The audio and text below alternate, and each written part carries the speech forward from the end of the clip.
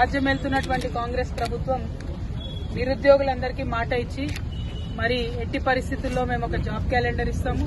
ఆ job calendar కి తగ్గట్టుగా నిరంతరం నోటిఫికేషన్లు వస్తాయి. ఆగకుండా వచ్చే నోటిఫికేషన్లు మీరు ప్రిపేర్ కావాలని చెప్పి అనేకమైనటువంటి మాటలు చెప్పి వాగ్దానాలు చేసి వాళ్ళ అధికారంలోకి వచ్చింది. అధికారంలోకి వచ్చిన తర్వాత గత ప్రభుత్వం ఇచ్చినటువంటి నోటిఫికేషన్లు, వాటికి సంబంధించిన పరీక్షలు, అందులో వచ్చినటువంటి ఉద్యోగ నియామక పత్రాలు ఇచ్చుకోవడం తప్పితే కొత్తగా ఒక్కటంటే ఒక్క నోటిఫికేషన్ కూడా ఈ ప్రభుత్వం నుండి రానటువంటి పరిస్థితిని మనం గమనించవచ్చు.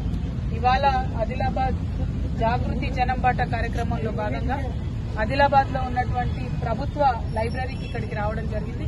ఇక్కడ అనేక మంది నిరుద్యోగులు, యువతీ యువకులందరూ కూడా డిఎస్సి కోసం ప్రిపేర్ అవుతా ఉన్నారు, ఫార్మసీ ఎగ్జామ్స్ కోసం ప్రిపేర్ అవుతా ఉన్నారు, గ్రూప్స్ కోసం ప్రిపేర్ అవుతా ఉన్నారు. కాకపోతే వాళ్ళందరికీ కూడా ఒక కన్ఫ్యూజన్, ఎప్పుడు నోటిఫికేషన్ వస్తుంది, వచ్చేటటువంటి నోటిఫికేషన్ కి ఎంతసేపు వెయిట్ చేయాలి, ఎన్ని రోజులు వెయిట్ చేయాలి, ఏమి అర్థం కాని పరిస్థితి ఉన్నది.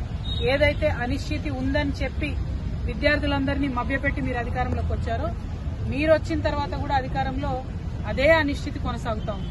నేను ప్రభుత్వాన్ని ఒకటే డిమాండ్ చేస్తా ఉన్నాను, తక్షణమే జాబ్ క్యాలెండర్ ఇవ్వండి.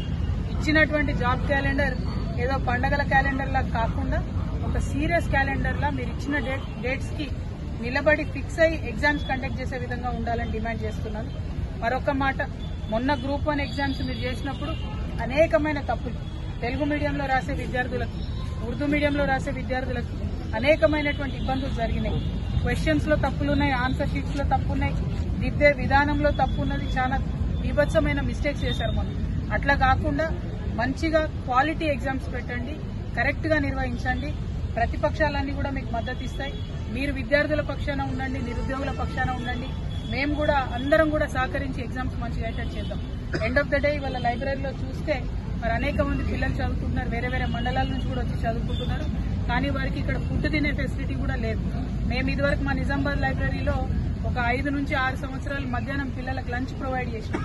బాజాప్తగా లైబ్రరీలోనే ఒక ప్లేస్ తీసుకొని మా జాగృతి నుండి ప్రొవైడ్ చేసినాం. కానీ ఇక్కడ మరి నా ఒక్కదాని కోసం కాదు, ఒక నిజామాబాద్ కోసం కాదు, మొత్తం తెలంగాణలో ఉన్న 33 జిల్లాల్లో ఉన్న లైబ్రరీలో చదువుకునే యువతీ యువకుల కోసం ప్రభుత్వమే mid day meals programme start చేయాలని నేను ఈ సందర్భంగా డిమాండ్ చేస్తా ఉన్నాను.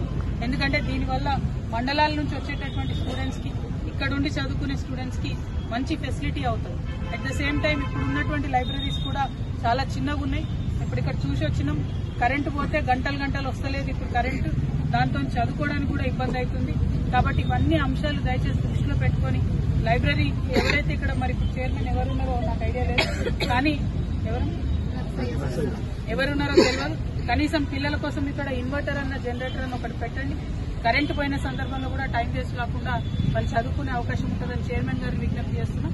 బట్ అల్టిమేట్ గా ముఖ్యమంత్రి గారిని నేను కోరేది ఒకటే, నిరుద్యోగ యువకులను నమ్మించి మీరు అధికారంలోకి వచ్చిండ్రు. మీరు ముందు చేయాల్సిన పని ఏదన్నా ఉందా అంటే వాళ్లకు నోటిఫికేషన్ ఇవ్వండి, ఇచ్చిన నోటిఫికేషన్ నిలబెట్టుకోండి, క్వాలిటీ ఎగ్జామ్ కండక్ట్ చేయండి, లైబ్రరీస్ లో ఫెసిలిటీస్ మంచి చేయండి. Thank you. జై తెలంగాణ, జై తెలంగాణ.